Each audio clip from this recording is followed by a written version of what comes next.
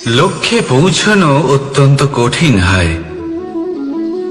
কেউ ভাবেন যে কেন এত কঠিন হয়, কেন এত কষ্ট করতে হয় লক্ষ্যে পৌঁছানোর জন্য। এই লক্ষ্য সরলভাবে কেন আমার কাছে চলে আসে না। চলুন আপনাকে একটা কথা বলি, যদি আপনার লক্ষ্য কঠিন না হয় তাহলে তাকে পাওয়া আপনার পক্ষে অসম্ভব হয়ে উঠবে। লক্ষ্যে পৌঁছানোর এই রাস্তায় আপনি যে কড়া রোদের সম্মুখীন হন, যার থেকে আপনি দূরে পালাতে চান, সেই রোদ আপনাকে প্রেরণা যোগায় যে আপনি এগোতে থাকুন। ভাবুন একজন যাত্রী যে কিনা নিজের লক্ষ্যের দিকে যাচ্ছেন, সেই পথে উনি যদি একটু ছায়া পেয়ে যান আর উনি ওখানে বিশ্রাম নেন, তাহলে তার সাথে তার ভাগ্য গভীর নিদ্রায় সেখানে বিলীন হয়ে যায়। তাই এই পরিশ্রমের কড়া রোদের থেকে কখনো দূরে পালাবেন না। জীবনে শুধু সামনে এগোতে থাকুন দৃঢ়তার সাথে। আর লক্ষ্য সরল হোক, কঠিন হোক বা অত্যাধিক কঠিন হোক, একটা কথা মনে রাখবেন, যে জীবনের লক্ষ্যে পৌঁছতে পেরেছে সে লক্ষ্য প্রাপ্তির জন্য আফসোস কখনোই করে না। রাধা রাধা।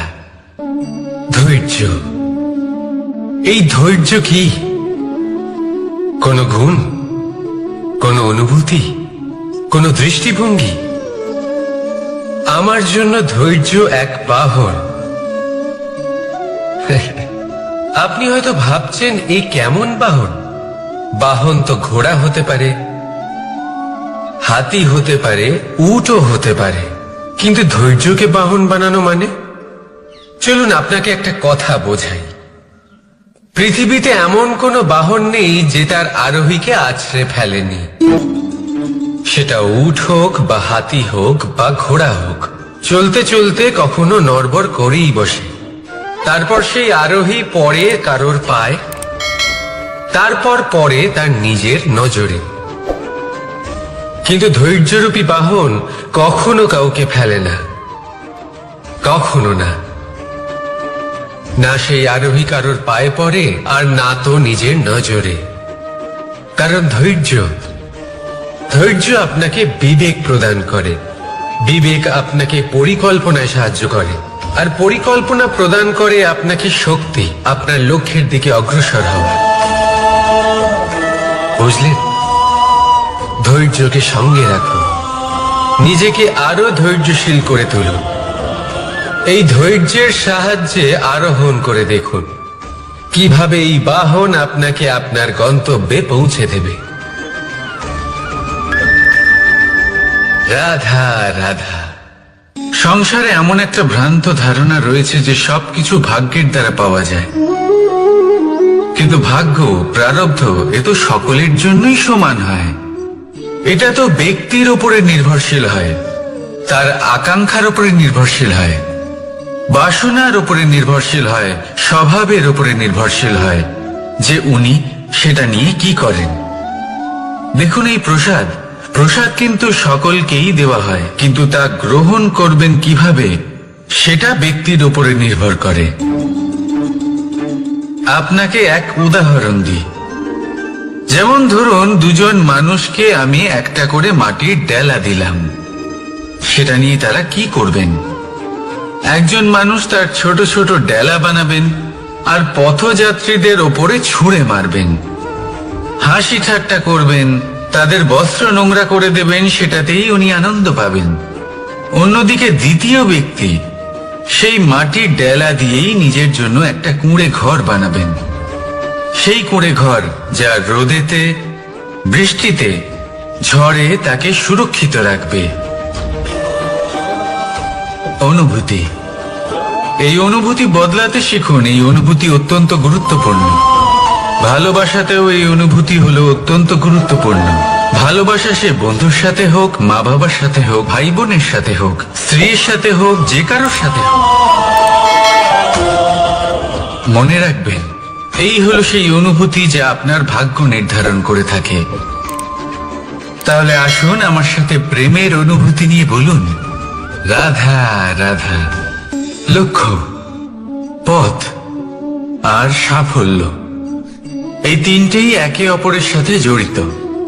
কিন্তু অনেকবার মানুষ এদের ঠিকভাবে বুঝতে পারেন না। তারা ভাবেন যে যেরকম লক্ষ্য হবে সেরকমই পথ হবে, সেই মতোই লক্ষ্য কঠিন হলে পথ কঠিন হবে, লক্ষ্য সরল হলে পথও সরল হবে। যদি আপনাকে আসল সত্যের সাথে অবগত করাই, তাহলে দেখবেন সবকিছুই এর উল্টো। লক্ষ্য নিজের পথ বানায় না,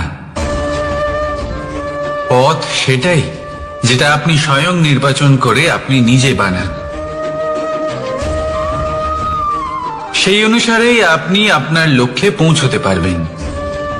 সেই জন্য জীবনে যখনই লক্ষ্যে পৌঁছানোর পথের বিষয়ে আপনি কোনো সিদ্ধান্ত নেবেন, তাহলে তা ভেবে চিন্তে নেবেন, কারণ এই পথ অত্যন্ত গুরুত্বপূর্ণ। পথ যদি শুভ হয়, তাহলে লক্ষ্য আপনা থেকেই শুভ হয়ে যায়। তাহলে আসুন আমার সাথে ভালোবেসে বলুন, রাধা রাধা। ভাগ্য আর কর্ম, এই দুই এমন শব্দ যাকে ঘিরে সমগ্র সংসার। কেউ বলে আমার ভাগ্যে এটা ছিল না, যা পেলে আমার জীবন অন্যরকম হতো। কেউ বলে আমার গত জন্মের কর্ম নিশ্চয়ই এমন ছিল, যে কারণে এই জন্মে এরকম ভাগ্য পেয়েছি আমি। এসব বাদ দিন, আর একবার শান্ত চিত্তে ভাবুন। আপনি বুঝতে পারবেন যে ভাগ্য আর কর্ম এই দুই এই জন্মের। তফাৎ শুধুমাত্র এটাই যে যদি ভাগ্যের কথা বলা হয়, তাহলে আপনি এই ভাগ্যের থেকে যত বেশি আশা করবেন, তত বেশি নিরাশ হবেন আপনি। কারণ এই আশা আপনাকে কর্ম করা থেকে আটকায়। যদি কথা বলা হয় কর্মে, তাহলে নিজের কর্মের প্রতি যত বিশ্বাস রাখবেন, তত বেশি সফলতা আপনার কাছে আসবে। তাই একটা কথা মনে রাখবেন, ভাগ্য আপনার কর্ম নির্ধারণ করে না, কিন্তু আপনার কর্ম আপনার ভাগ্যকে অবশ্যই নির্ধারণ করে। রাধা রাধা নাম কত সাধারণ একটা বিষয়। প্রত্যেক মানুষ যে জন্ম নেয়, তাকে একটা নাম দেওয়া হয়, যা সে পেয়ে থাকে তার মাতা পিতার দ্বারা, না হলে তার গুরুর দ্বারা, বা কোনো আত্মীয়ের দ্বারা, বা কোনো কাছের মানুষের দ্বারা। এই নামের সাথে সে আস্তে আস্তে বেড়ে ওঠে।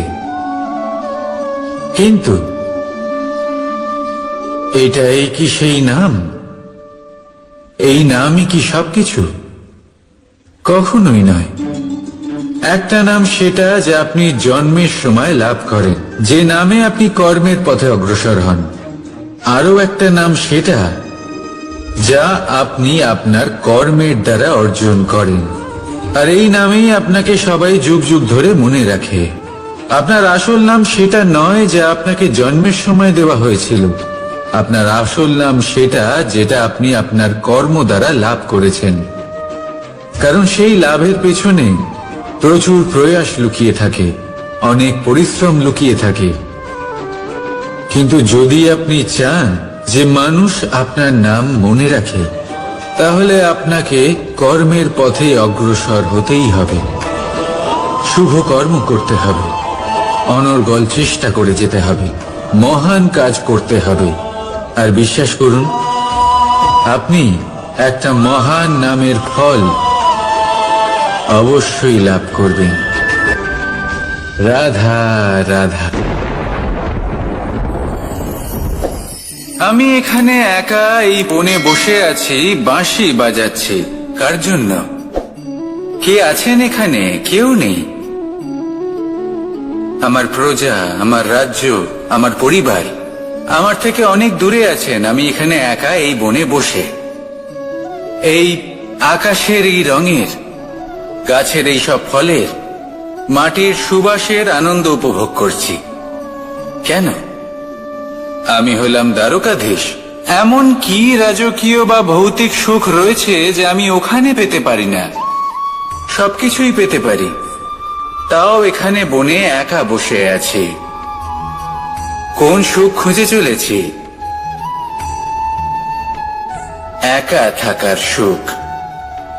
আমরা প্রত্যেকদিন অনেক মানুষের সাথে, চিন্তাধারার সাথে, কর্মের সাথে, পরিস্থিতির সাথে, সুখ দুঃখের দ্বারা বেষ্টিত থাকি।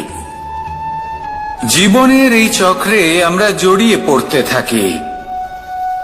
যতই আমরা এই সমস্যার সমাধান করি, আমরা ততই এতে জড়িয়ে পড়ি।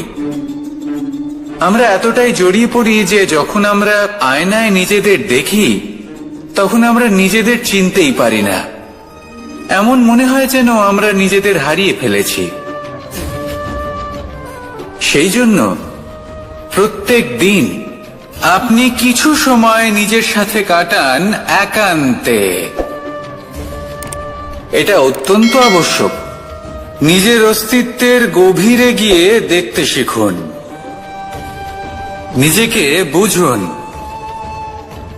অদ্ভুত শান্তির অনুভূতি হবে। যেমন এই বায়ু, এই বৃক্ষ, এই পুষ্প, এই নিসর্গ, এদের মতো আপনিও কখনো একলা হতে শিখুন। কখনো নিসর্গের একটা অংশ হয়ে দেখুন। এই মন প্রসন্ন হয়ে বলবে, রাধা। একবার একটা শেয়াল বনে বিচরণ করছিল। ও একটা ছোট্ট শাবক দেখতে পেল। ও ভাবল, আজ একেই আমি খাবার হিসেবে গ্রহণ করব। আশেপাশে দেখলো, কেউ দেখছে না তো? কেউ ছিল না। আর সেই শাবকের ওপর আক্রমণ করল, যা হলো একটা ঘোর অপরাধ। বনের নিয়ম অনুসারে আপনি কখনোই শাবকের ওপর আক্রমণ করতে পারেন না। তারপর এই খবরটা যখন রাজা সিংহ জানতে পারলেন, সভার আয়োজন করলেন। কিন্তু সেখানে শেয়াল বলল, আমি তো এরকম কিছু করিনি। কিন্তু যদি আপনি এরকম বলেন, কোনো প্রমাণ দিন, এর কোনো সাক্ষী আছে? তখন রাজা সিংহ পেঁচাকে ডেকে পাঠালেন, যে সেই মুহূর্তে বৃক্ষের শাখার ওপর বসেছিল। সে সব কিছু দেখেছিল। পেঁচা সব সত্যি কথা বলল, আর শেয়ালকে মৃত্যুদণ্ড দেয়া হলো। এবার এই কাহিনী আমি আপনাকে কেন শোনালাম? কারণ মানুষও কখনো কখনো এরকম কর্ম করেন যা শিয়াল করেছে। এটা ভাবেন, কেউ দেখছে না যখন, আমি অনুচিত কর্ম করতেই পারি। কিন্তু না, আপনি যাই করুন না কেন, কেউ না কেউ অবশ্যই তা দেখছে। কোনো ব্যক্তি না হলেও কোনো প্রাণী, না হলে কোনো যক্ষ বা দেব বা প্রেত। যদি এনারা কেউ না দেখেন, তাহলে ধরিত্রী মাতা দেখেন, যেখানে দাঁড়িয়ে আপনি সেই কর্ম করছেন, তাই না? তাই একটা কথা সবসময় মনে রাখবেন, কে দেখছেন কে দেখছেন না, সেই বিষয়ে ভাবা ছেড়ে দিন। এটা খুব সহজ কথা। আপনি যদি উচিত কর্ম করেন, উচিত ফল পাবেন। যদি অনুচিত কর্ম করেন, তাহলে আপনি অনুচিত ফল অবশ্যই পাবেন। সেই জন্য উচিত পথে চলতে থাকুন, উচিত কর্ম করতে থাকুন, আর আমার সাথে ভালোবেসে বলুন, রাধা রাধা। বাহ! পুষ্পের সুবাস আমার খুব ভালো লাগে। অত্যন্ত সুন্দর হয় এই পুষ্প। এইভাবে চারিদিকে পুষ্প দেখে মন আনন্দিত হয়ে ওঠে। এবার আপনারা ভেবে দেখুন, আমার চারিদিকে পুষ্প নয়, আগুন আছে। তাহলে কি হবে? আমার শরীর কি জ্বলে যাবে না? অবশ্যই জ্বলবে। শরীরকে কি আগুনের তাপ সহ্য করতে হবে না? অবশ্যই সহ্য করতে হবে। এটাই হলো প্রকৃতির নিয়ম। এই নিয়ম কিন্তু আমরা সবাই জানি। কিন্তু আমাদের মধ্যে বেশিরভাগ মানুষ এই বিভ্রান্তি নিয়ে বাঁচি যে এই যে প্রকৃতির নিয়ম, তা আমার উপর প্রযোজ্য নয়। তা কিন্তু নয়। আমাদের চতুর্দিকে এই যে নিসর্গ রয়েছে, আমরা তার কতটা ক্ষতি করি সেটা একবার ভেবে দেখুন। আমরা বনাঞ্চল জ্বালিয়ে দিই, বায়ু দূষিত করি, জল দূষিত করি, প্রাণীদের হত্যা আমরা করি। কেন? এই নিসর্গ আমরা নষ্ট করি, যদিও আমরা জানি যে আমরাও হলাম এই নিসর্গেরই অংশ। এবার দেখুন, শরীরের কোনো অংশে যদি আগুন ধরান, আস্তে আস্তে সমস্ত শরীরও জ্বলে যাবে। সেইভাবেই নিসর্গ যদি নষ্ট হয়ে যায়, তাহলে মনুষ্য জাতিও নষ্ট হয়ে যাবে। তাই এই যে নিসর্গ আপনি দেখছেন, এই পুষ্প, এই বৃক্ষ, বায়ু, জল, এদের সকলকে রক্ষা করুন, নষ্ট নয়। মনে রাখবেন, যদি নিসর্গ থাকে মানুষ থাকবে, যদি নিসর্গ থাকে তাহলেই জীবন থাকবে। আসুন আমার সাথে ভালোবেসে বলুন, রাধা রাধা। কারই না পছন্দ বলুন তো? অত্যন্ত সুস্বাদু হয় এই মধু, মিষ্টি খেতে হয় এবং তা শক্তিও প্রদান করে। এবং প্রত্যেকটি মিষ্টি পদার্থের মতোই এতেও খুব তাড়াতাড়ি পিঁপড়ে ধরে যায়। অন্যদিকে যদি নুনকে দেখি, তাহলে বছরের পর বছর রাখলেও এতে পিঁপড়ে ধরে না। এবার যদি কথা বলি বন্ধুত্বের, তাহলে বন্ধুত্ব নুনের মতো হওয়া উচিত, মধুর মতো নয়। যারা সামনে এলে শুধুমাত্র মধুর মধুর কথা বলবে, পরে এতে পিঁপড়ে ধরে যাবে, এটা নুনের মতো হওয়া উচিত।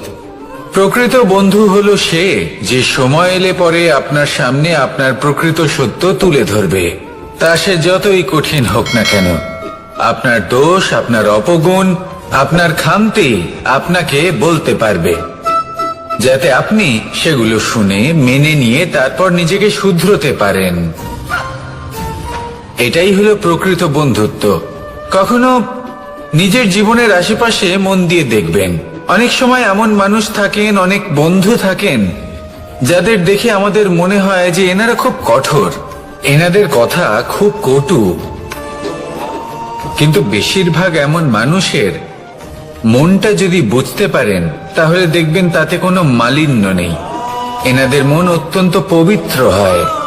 যদি আপনার জীবনেও এমন কোনো ব্যক্তি থেকে থাকে, এমন বন্ধু থাকে, তাহলে তাদের আগলে রাখুন আর আমার সাথে ভালোবেসে বলুন, রাধা রাধা। যতক্ষণ আমরা এই সংসারে জীবিত, ততক্ষণ আমাদের সাথে সবকিছু থাকে, আমাদের ধন, সুখ স্বাচ্ছন্দ্য, আমাদের মিত্রগণ, আমাদের পরিবার, এই সমাজ, এই সবকিছু আমাদের সাথে থাকে। যেদিন আমরা এই সংসারকে ত্যাগ করব, এদের মধ্যে কেউ আমাদের সাথে যাবে না, না ধন, না স্বাচ্ছন্দ্য, না সম্পত্তি। এই সকল মানুষ, এই সমাজ, এরা শুধুমাত্রই শ্মশান পর্যন্ত আমাদের সাথে থাকতে পারবেন। তারপরে যদি আমাদের সাথে কিছু যেতে পারে, তাহলে তা শুধুই আমাদের ধর্ম। আর এই সংসারে আমরা নিজেদের যে সুনাম রেখে যাই, সেটা সম্ভব শুধুমাত্র কর্মের দ্বারা। সেই জন্য সংসারে যতদিন পর্যন্ত জীবিত আছেন, যদি কিছু অর্জন করতে চান, তাহলে ধর্ম অর্জন করুন, ধর্মের বিষয়ে স্পষ্টতা অর্জন করুন এবং কর্ম অর্জন করুন। এটাই হবে আপনার অতীত এবং এটাই হবে আপনার ভবিষ্যৎ, এবং এটাই সকলকে প্রেরণা প্রদান করবে। আসুন আমার সাথে ভালোবেসে বলুন, রাধা রাধা। কোনো যাত্রায় যাব বলে মনে করি, তখনই আমরা প্রস্তুত থাকি আসন্ন বিপদের জন্য বা সংকটের জন্য। যেমন যদি আমাদের মনে হয় যে আজকের পরিবেশ খুব ঠান্ডা হবে, তাহলে আমরা গরম বস্ত্র ধারণ করি বা সেটাকে সাথে নিয়ে যাই।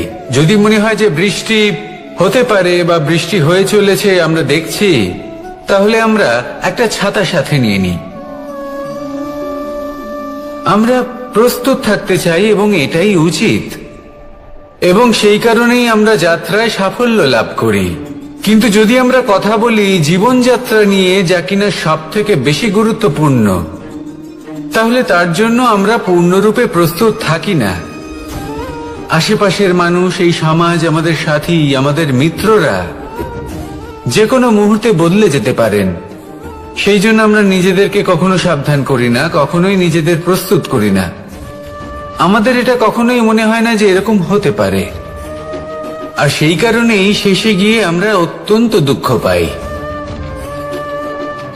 একটা অমূল্য শিক্ষা আছে যেটা আমাদের লাভ করা উচিত। সতর্ক থাকা উচিত। এই জীবনযাত্রার জন্য শুধুমাত্র এই পরিবেশের বিষয়ে তথ্য সংগ্রহ করা বা তাকে অনুমান করা এটুকু হলেই চলবে না। আমাদের আশেপাশের মানুষজনকে দেখতে হবে, তাদের স্বভাব পরিস্থিতির ওপর নজর রাখতে হবে। যখন তারা রং পাল্টাচ্ছেন নজর রাখতে হবে, তা অত্যন্ত আবশ্যক। পরিবর্তন আপনার জীবনে অবশ্যম্ভাবী। সঠিকভাবে তার সম্মুখীন হন। আসুন আমার সাথে ভালোবেসে বলুন, রাধা। যদি আমি আমার চোখ বেঁধে কোনো একটা নির্দিষ্ট দিকে নিজের সমস্ত শক্তি প্রয়োগ করে ছুটে যাই, তাহলে কি হবে? আমি কোথাও ধাক্কা খেতে পারি, নিজের ক্ষতি করতে পারি, কোথাও পড়ে যেতে পারি, তাই না? অর্থাৎ এটা নিশ্চিত এই কাজ আমার করা উচিত নয়। কিন্তু আজকের দিনে প্রত্যেকটা মানুষ এই কাজই করছেন, তাই না? কোনো কাজ করার পূর্বে সেই কাজের বিষয়ে সম্পূর্ণ তথ্য কোথায় সংগ্রহ করছেন? শুধু এটুকু জানেন যে এই কাজটা করলে কত ধন অর্জন করবেন আর কত নাম হবে, আর ব্যাস সামনে এগিয়ে যান। এটা উচিত নয়। পূর্ণরূপে যে কোনো কাজ করার আগেই সেই কাজের বিশ্লেষণ করে নেওয়া উচিত, তা বুঝে নেওয়া উচিত, এবং সেই বিষয়ে অবশ্যই খেয়াল রাখা উচিত যে আপনার শরীর এবং আপনার মন এই কাজ করার জন্য কি প্রস্তুত রয়েছে। যদি তা না হয় তাহলে প্রথমে নিজেকে শুধরে নিন, তারপরে সেই কাজ করুন। যদি এইভাবে জীবনে সামনে এগোন, তাহলে সাফল্যের সম্ভাবনা জীবনে অনেক বেশি বেড়ে যাবে।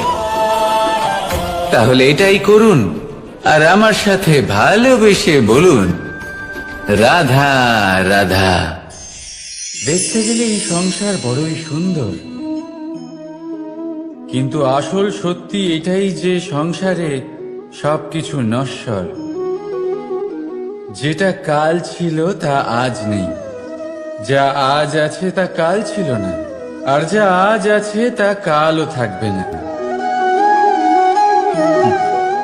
প্রত্যেক মানুষকেই যথাসময়ে কালের কাছে মাথা নত করতে হয়। এই রূপের বিনাশ করে বার্ধক্য, প্রাণের বিনাশ করে মৃত্যু, আলস্য, ঈর্ষা ধর্মের বিনাশ করে, আর ক্রোধ বিনাশ করে সম্পর্কের। কিন্তু এরকম একটা অনুভূতি আছে যা একাই সমস্ত গুণ বিনাশ করতে সক্ষম হয়, আর সেটা হলো অহংকার।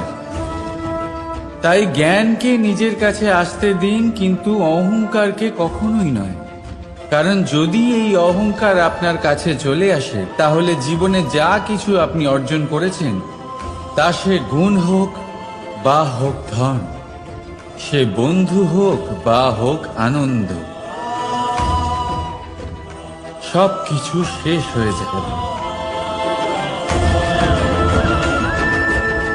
রাধা রাধা। এই পাথর দেখতে পাচ্ছেন আপনি?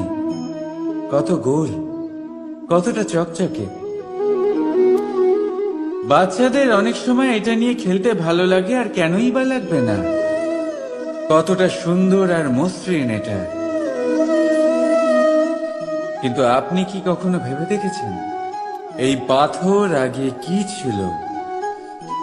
কোনো বিশাল আকার পর্বত, কোনো বিশাল আকার পাথরের একটা বড় ভেঙে যাওয়া অংশ বিশেষ, যেটা কোনোভাবে নদীতে পড়ে নদীর ধারার সাথে বইতে থাকলো, মাটির সাথে ঘর্ষণ হলো, বালির কণার সাথে ঘর্ষণ হতে থাকলো, আর তারপর ধীরে ধীরে এই আকার পেল। এবার আমরাও এই পাথরের মতোই। তাই মনে রাখবেন, আপনার ব্যক্তিত্ব, আপনার এই স্বরূপ ঈশ্বরের দেওয়া কখনোই নয়। হ্যাঁ, প্রকৃতি অবশ্যই আপনাকে জন্ম দিয়েছেন, কিন্তু আপনি নিজে নিজের ব্যক্তিত্বের রচয়িতা, আর আপনি তা রচনা করেন কঠিন পরিস্থিতির মুখোমুখি হয়ে, সংকটের ধারা পার করে। তাই আপনিও এই পাথরের মতো নিরন্তর চেষ্টা করতে থাকুন। নিজের অস্তিত্ব বজায় রাখুন, এই অস্তিত্বকে মহান করতে থাকুন, আর আমার সাথে ভালোবেসে বলুন, রাধা রাধা। বর্ষাকালে যখন ভয়ানক বৃষ্টি হয়, তীব্র গতিতে যখন হাওয়া চলে, তখন আপনি নিশ্চয়ই দেখেছেন যে পাখিরা, যাদের বাসা মাঝে মাঝে ভেঙে পড়ে, নষ্ট হয়ে যায়, কিন্তু আপনি কি কখনো সেই পাখিদের বিলাপ করতে দেখেছেন? কখনো নয়। যখনই সেই বৃষ্টি থেমে যায়, তারা আবার একটু একটু করে খড়কুটো জোগাড় করে তাদের বাসা বানিয়ে ফেলে। নিজের সংসার সেই রকমই বানিয়ে দেয় যেমন আগে ছিল। এমন কেন? কারণ এই ঝড়ের তাণ্ডবের সাথে সেই পাখিদের কোনো বোঝাপড়া করারই নেই। তারা শুধু সেটাই করতে থাকে যেটা তাদের হাতে আছে, আর এটাই হলো সুখী জীবনের মূল মন্ত্র। যেটা আপনার হাতে নেই তা নিয়ে বিলাপ করে আপনার কোনো লাভ হবে না। মনোসংযোগ তাতেই করুন যা আপনার হাতে রয়েছে। যা বদলে গেছে তাকে আপনি আবার বদলাতে পারবেন না, কিন্তু যা আপনি বদলাতে পারবেন তাতে মনোসংযোগ করুন। এই জীবনে একটু ধনাত্মক হয়ে উঠুন, দেখবেন সব শুভ হবে। রাধা রাধা।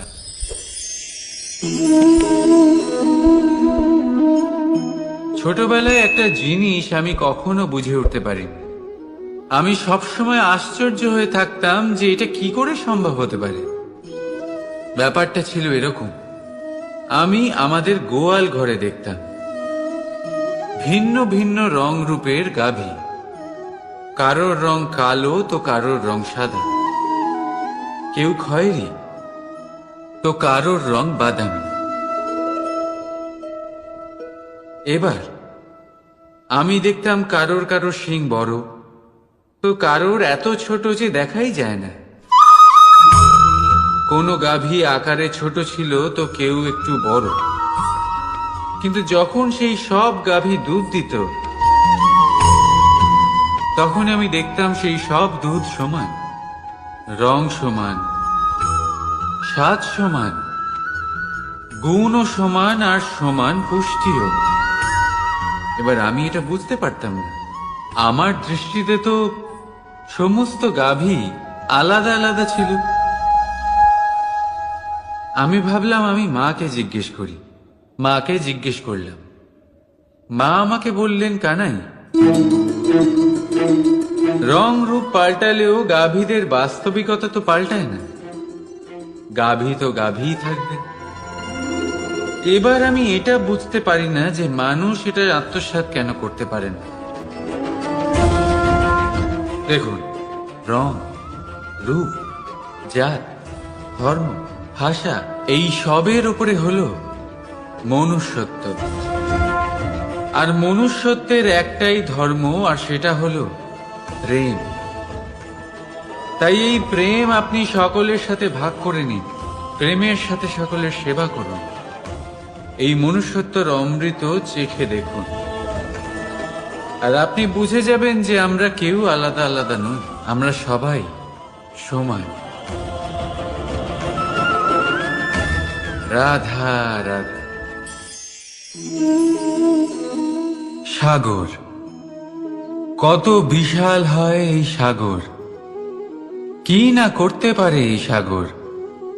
এক মুহূর্তের মধ্যে সব ধ্বংস করে দিতে পারে, প্রলয় ডেকে আনতে পারে, সংসার মুছে ফেলতে পারে। এই সাগর জীবন জ্যোতি নিভিয়ে দিতে পারে। কিন্তু এই সাগর যা মেটাতে পারে না, তা হলো একজন তৃষ্ণার্তের তৃষ্ণা। অন্যদিকে এই ঘোড়া, যা এতটাই ছোট যে গোপিনীরা একসঙ্গে অনেকগুলো নিয়ে চলতে পারে, কিন্তু এই ছোট ঘোড়া অনেকের তৃষ্ণা মেটাতে পারে। এবার বলুন, জল সাগরেও আছে, আবার এই ঘড়াতেও। তাহলে পার্থক্য কোথায়? এখানে পার্থক্য হলো তাদের আচরণের মধ্যে। একজন মাটির মধ্যে মিষ্টি জল ধরে রাখে, তো আরেকজন নিজের নোনা জলের আঘাতে যে কাউকে মাটিতে মিশিয়ে দিতে পারে। আপনি কি হতে চাইবেন? সাগরের নোনা জল হয়ে কারোর আশা চূর্ণ বিচূর্ণ করে দিতে, নাকি মিষ্টি জলের ঘড়া হয়ে কারোর তৃষ্ণা মেটাতে? সিদ্ধান্ত আপনার। রাধা রাধা। কতবার এমন হয়, আপনি কোনো কাজ করার জন্য কাউকে দায়িত্ব দেন, কিন্তু সেই ব্যক্তি সেই কাজ সম্পন্ন করতে পারে না, অসম্পূর্ণ রেখে দেয়, অথবা ঠিকভাবে করতে পারে না। এবার এই পরিস্থিতিতে কি হয়? আপনি ক্রুদ্ধ হয়ে যান, তার উপরে আপনি রেগে যান, তাকে তিরস্কার করেন, আর তারপরে সেই কাজ সম্পন্ন করতে আপনি নিজেকেই নিযুক্ত করেন, আর শেষ পর্যন্ত সেই কাজ সম্পন্ন হয়েই যায়। এবার এই বিষয়ে সমস্যা সেই ব্যক্তির চেষ্টায় নয়, সমস্যা আপনি যে সেই ব্যক্তিকে ভরসা করলেন তার ছিল। আমরা অন্যের প্রতি ভরসা করাকে প্রথম পদক্ষেপ বানিয়ে, আর নিজের উপরে বিশ্বাসকে শেষ সম্বল। কিন্তু তার বদলে এটাই হওয়া উচিত যে নিজের উপরে ভরসাকে আমরা প্রথম পদক্ষেপ বানাই, তাকে নিজের সহায় মানতে হবে। যদি আপনি এমন করেন, তাহলে পরিণাম আরো সুখকর, আরো আনন্দদায়ক হবে। তাই মনে রাখবেন, এই সংসারে আপনার সব থেকে বড় ভরসা আর কেউ নেই। এই সংসারে আপনার সব থেকে বড় রক্ষাকর্তা আর কেউ নেই, বরং আপনি নিজেই। রাধা রাধা। আসুন আপনাকে একটা প্রশ্ন করছি, সোনা আর লোহার মধ্যে তফাৎ কি? এবার বেশিরভাগ লোকের উত্তর এটাই হবে যে সোনা বহুমূল্য, সোনার মূল্য লোহার থেকে অনেক বেশি। এটা ঠিক, কিন্তু আমাদের এটা ভোলা ঠিক হবে না যে সোনা আমাদের সাজগোজের কাজে লাগে, আমাদের আরো বেশি সুন্দর দেখায়। অন্যদিকে লোহা সেই সৈনিকদের ঢাল ও তলোয়ার হয়ে তাদের রক্ষা করে, যারা আমাদের প্রাণকে রক্ষা করেন। এই সৈনিক না থাকলে আমাদের প্রাণও থাকবে না। এবারে বলুন, সোনার মূল্য বেশি হওয়াতে কি লোহার মূল্য কমে যায়? কখনোই না। ঠিক সেইভাবে এই জীবনে আপনি যতই চেষ্টা করুন, কিছু না কিছু এমন থেকে যাবে যা আপনি কখনোই পাবেন না, আর সেই কারণে নিজেকে অক্ষম মনে করা অনুচিত। হতে পারে আপনার কাছে সেই গুণ আছে যেটা সংসারে আর কারোর কাছে নেই। সেই গুণটাকে চিনুন, সেটাকে বাড়ান, আর সেটাকে ব্যবহার করুন। তাই মনে রাখবেন, সংসারে প্রত্যেকটা ব্যক্তি বিশেষ হয়, আর এই সংসারে সবাই সবকিছু পায় না। নিজেই দেখে নিন, সোনাকে যে দোকানে সাজিয়ে রাখা হয়, সেই দোকানের তালা লোহা দিয়ে তৈরি হয়। রাধা রাধা। সংসারে সব থেকে বেশি দামি কি, সব থেকে বেশি মূল্যবান কি? কেউ বলবে সোনা, কেউ বলবে রত্ন, কেউ বলবে মুক্ত, কেউ বলবে মানি। এগুলো কতটা মূল্যবান? ধরুন, কিছু সোনার মুদ্রা দিয়ে আমরা মুক্ত কিনতে পারি, কিছু মুক্ত দিয়ে একটা মানিক, কিছু মানিক দিয়ে কিনতে পারি একটা হিরে। কিন্তু এই জগতের সমস্ত ধন খরচ করেও একটা জিনিস আমরা কিনতে পারবো না, আর তা হলো একটা মুহূর্ত। কি হলো, সত্যি সামনে এসে গেল।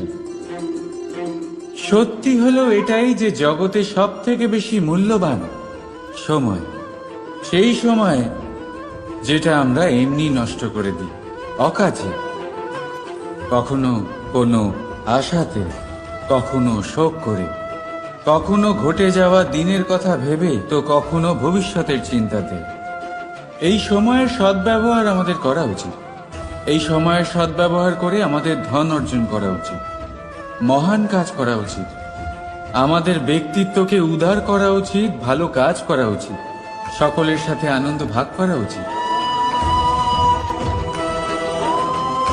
যদি আমরা এই সংসার থেকে চলেও যাই, তাহলেও সময় আমাদের যেতে দেবে না,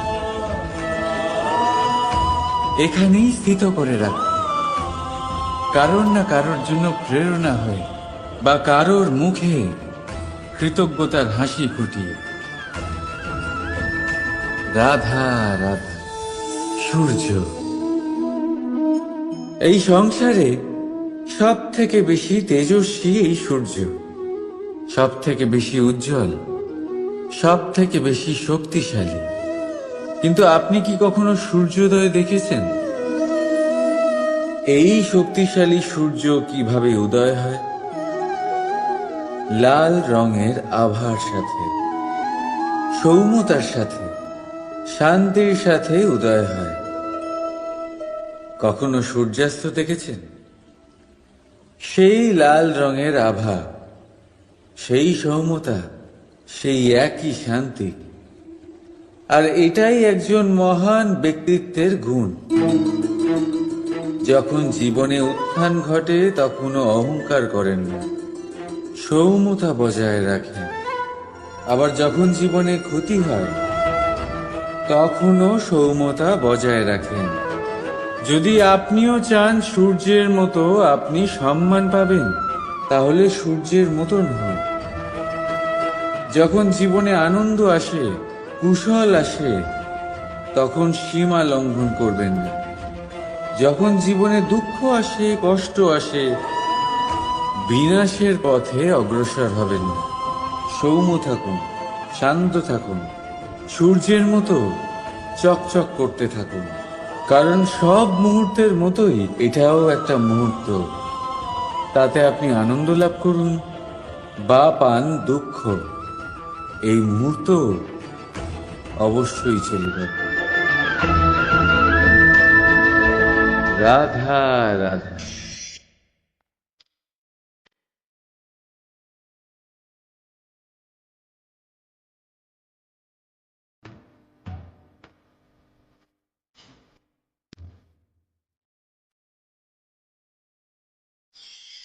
আপনি ওই কথাটা নিশ্চয়ই শুনেছেন, যখন ভগবান একটা দরজা বন্ধ করেন তখন অন্যদিকে অনেক দরজা খুলে দেন। এবার এই দরজা, এই সমস্ত পথ আমরা দেখতে পাই না, অনেক সময় আমরা বুঝতে পারি না, হারিয়ে যায় সব। কখনো কখনো মনে হয় যে এই কথাটাই মিথ্যে, কিন্তু আসলে তা তো নয়। তাহলে হারিয়ে যায় কেন? কারণ আমরা সময় নষ্ট করি এই দরজার দিকে তাকিয়ে থেকে। ভাবি এই বুঝি দরজা খুলবে, এবার দরজা খুলবে। অপেক্ষা করতে করতে আমরা অনেক সময় নষ্ট করে ফেলি। এত সময় নষ্ট করি যে আমরা দেখতে পাই না, খুঁজে পাই না সেই সমস্ত দরজা আর পথ যা আমাদের জন্য খোলা রয়েছে। যদি খুঁজেই না পাই তাহলে তা ব্যবহার করব কি করে? মনে রাখুন, ভগবান সব সময় আমাদের সাথে রয়েছেন, আমাদের সাহায্য করছেন। এই পথ সব সময় আছে, সর্বত্র আছে। দরকার রয়েছে শুধুমাত্র দৃষ্টির, দৃষ্টিভঙ্গি এবং ভাবনা। এই দৃষ্টিকে বিস্তৃত করুন, এই দৃষ্টিভঙ্গিকে ধনাত্মক করে তুলুন, আর এই ভাবনা, এর সীমা একটু বাড়িয়ে তুলুন। তারপর দেখবেন সব খুঁজে পাবেন। আসলে কি, এই যে ঈশ্বর, এই যে পরমাত্মা, তা আমাদের সাথে রয়েছে, আমাদের মনের মধ্যে রয়েছে। যিনি তাকে মন থেকে চাইবেন